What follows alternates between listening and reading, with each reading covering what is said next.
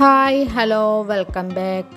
ഇന്ന് ഞാൻ വന്നിരിക്കുന്നത് നല്ല അടിപൊളി നാടൻ പശുവിൻ്റെ നെയ്യ് എങ്ങനെ ഉണ്ടാക്കുന്നത് എന്ന് കാണിച്ചു തരാൻ വേണ്ടിയാണ്.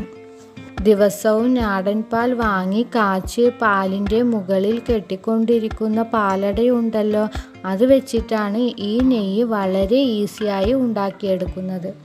ഇന്ന് തിളപ്പിച്ച് വെച്ച പാൽ നാളെ എടുക്കുമ്പോൾ അതിൻ്റെ മുകളിലായിട്ട് കട്ടിയായിട്ട് പാലട കെട്ടിക്കിടക്കുന്നുണ്ടാവും. അപ്പോൾ നമുക്ക് കോരിയെടുക്കാൻ വളരെ ഈസിയാണ്.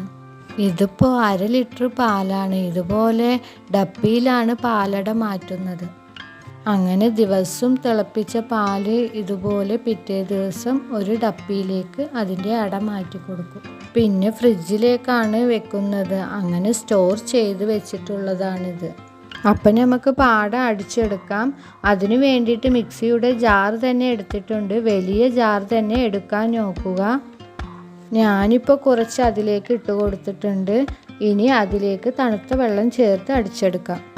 അങ്ങനെ എല്ലാ പാലടയും ഇതുപോലെ അടിച്ചെടുക്കാം. അങ്ങനെ അടിച്ചെടുത്ത ബട്ടർ വെള്ളത്തിൽ കഴുകിയെടുക്കാം.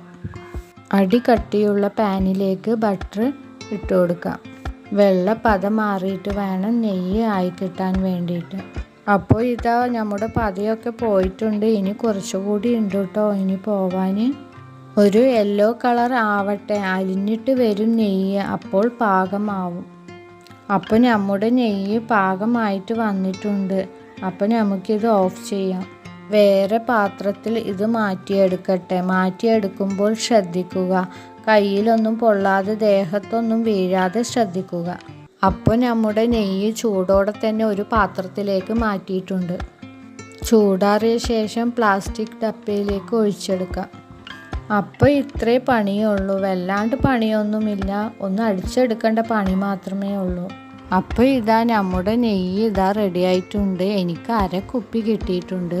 നാടൻ പശുവിൻ പാലിൽ ഉണ്ടാക്കിയെടുത്ത നെയ്യാണിത്. അപ്പോൾ എല്ലാവർക്കും തന്നെ ഈ വീഡിയോ ഇഷ്ടമായിട്ടുണ്ട് എന്ന് വിചാരിക്കുന്നു. ഇഷ്ടപ്പെട്ടിട്ടുണ്ടെങ്കിൽ ലൈക്ക് ചെയ്യുക, കമൻ്റ് ഇടുക. ഈ വീഡിയോ യൂസ്ഫുൾ ആകുന്നവർക്ക് ഒന്ന് ഷെയറും കൂടി ചെയ്യുക. എൻ്റെ ചാനൽ ആദ്യമായിട്ടാണ് കാണുന്നവരുണ്ടെങ്കിൽ ഒന്ന് സബ്സ്ക്രൈബും കൂടി ചെയ്യുക. ആ നോട്ടിഫിക്കേഷനിലെ ബെല്ലും കൂടി ഒന്ന് ക്ലിക്ക് ചെയ്യുക.